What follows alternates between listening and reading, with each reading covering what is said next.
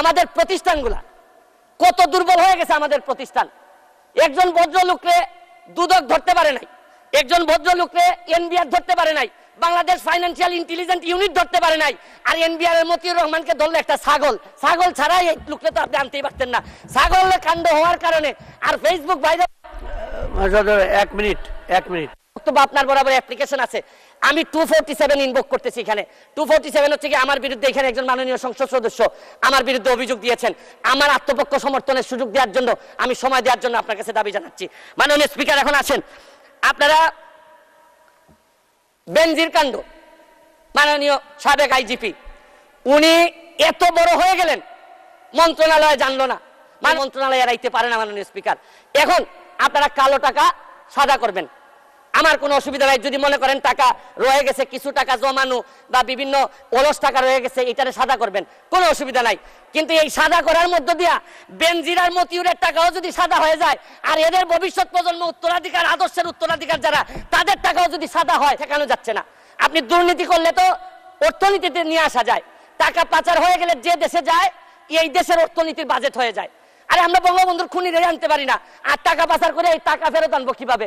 এইটা একটা বড় সমস্যা। টাকা পাচার করে আমাদের বাজেট সংকুচিত হয়ে যাচ্ছে। মাননীয় স্পিকার, আরেকটা জিনিস, এই সরকারে রাসেল ভাইপার সাপ চলে আসছে। মাননীয় স্পিকার, এই সাপ আসার কারণে সরকারে যখন সাপ আসে, প্রকৃতিতে বেজি থাকে, এই বেজি করে কি সাপরে নিয়ন্ত্রণ করে। কিন্তু এই সরকারে দেখা যাচ্ছে বিভিন্ন জায়গায় রাসেল ভাইপার আছে, কিন্তু বেজি ওই পরিমাণ নাই যে এই সাপরে ধরবে। মাননীয় স্পিকার, আপনি দেখেন এই আমাদের প্রতিষ্ঠানগুলা কত দুর্বল হয়ে গেছে। আমাদের প্রতিষ্ঠান একজন ভদ্রলোককে দুদক ধরতে পারে নাই, একজন ভদ্রলোককে এনবিআর ধরতে পারে নাই, বাংলাদেশ ফাইন্যান্সিয়াল ইন্টেলিজেন্স ইউনিট ধরতে পারে নাই। আর এনবিআর এর মতিউর রহমানকে ধরলে একটা ছাগল ছাড়াই এই লোককে তো আপনি আনতেই পারতেন না। ছাগলের কাণ্ড হওয়ার কারণে আর ফেসবুক ভাইরাল। 1 মিনিট বক্তব্য আপনার বরাবর অ্যাপ্লিকেশন আছে।